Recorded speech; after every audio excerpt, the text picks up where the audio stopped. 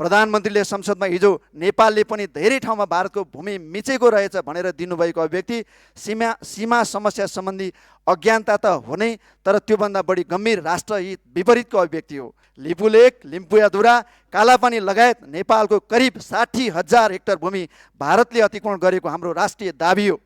पुर्खाहरूले शिरको बलि चढाएर बचाएको हाम्रो देशको एक एक इन्च अतिक्रमित भूमि फिर्ता सम्बन्धी प्रधानमन्त्रीको जवाफ राष्ट्रघाती आत्मसमर्पणवादी छ।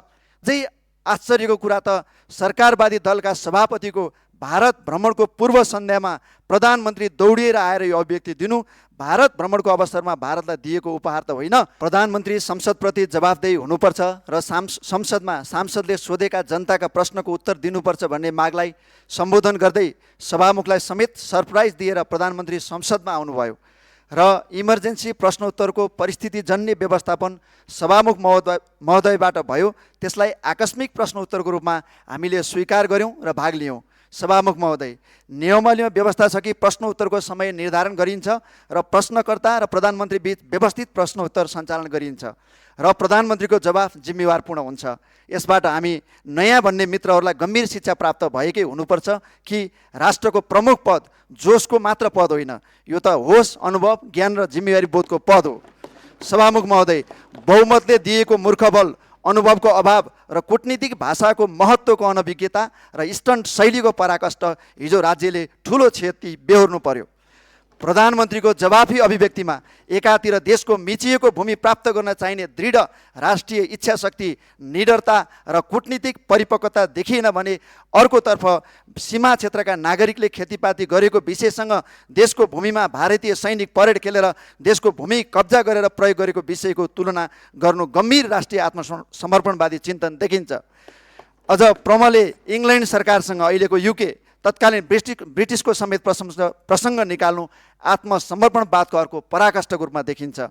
सभामुख महोदय, अझै आश्चर्यको कुरा त सरकारवादी दलका सभापतिको भारत भ्रमणको पूर्व सन्ध्यामा प्रधानमन्त्री दौडिएर आएर यो अभिव्यक्ति दिनु भारत भ्रमणको अवसरमा भारतलाई दिएको उपहार त होइन, गम्भीर संशय पैदा भएको छ। सभामुख महोदय, हामी शुभकामना दिन चाहन्छौँ सत्तारूढ दलका सभापतिलाई भारत भ्रमणमा प्रधानमन्त्रीको गलत अभिव्यक्तिमाथि विन ओभर गर्दै आफ्नो भूमि सम्बन्धी अडान कायम राख्न सफलता मिलोस्। प्रधानमन्त्रीले संसदमा हिजो नेपालले पनि धेरै ठाउँमा भारतको भूमि मिचेको रहेछ भनेर दिनुभएको अभिव्यक्ति सीमा समस्या सम्बन्धी अज्ञानता त हो नै, तर त्योभन्दा बढी गम्भीर राष्ट्रहित विपरीतको अभिव्यक्ति हो। एउटा सार्वभौम राष्ट्रका प्रधानमन्त्रीले यसरी तथ्यहीन विषय बोल्नु गम्भीर गल्ती हो र परराष्ट्र मन्त्रालयले प्रधानमन्त्रीको बचाउमा 10 गजाको विषयलाई लिएर क्रस बोर्डर अकुपेन्सीको कुरा हो भनेर झुटलाई तोड मरोड गर्नु अर्को गल्ती हो। लिपुलेक, लिम्पुयाधुरा, कालापानी लगायत नेपालको करिब 60,000 हेक्टर भूमि भारतले अतिक्रमण गरेको हाम्रो राष्ट्रिय दाबी हो।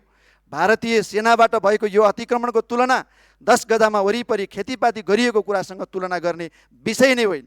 न भारतले नेपालले यहाँ हाम्रो सीमा मिच्यो भनेको छ, न हाम्रो सेनाले कुनै भारतीय भूमि कब्जा गरेर नै बसेको छ, न कुनै त्यस्तो तथ्याङ्क नै छ। अत नेपालले भारतको भूमि मिचेको छैन। सभामुख महोदय, पुर्खाहरूले शिरको बलि चढाएर बचाएको हाम्रो देशको एक एक इन्च अतिक्रमित भूमि फिर्ता सम्बन्धी प्रधानमन्त्रीको जवाफ राष्ट्रघाती आत्मसमर्पणवादी छ। देशका लागि आवश्यक पर्दा हामीले जीवनको बलि चढाउनुपर्छ भने प्रधानमन्त्रीले आफ्नो त्यो गलत भ्रामक अभिव्यक्ति सम्मानित सभाको रोस्टमबाटै गल्ती स्वीकार गर्दै फिर्ता लिनुपर्छ भन्ने हाम्रो दल नेपाली कम्युनिस्ट पार्टीको स्पष्ट धारणा रहेको छ। यो पुरा नहुँदासम्म सदनको काम कारबाही अगाडि नबढाउन सभामुख समक्ष दलको तर्फबाट हार्दिक अनुरोध गर्दछु। धन्यवाद।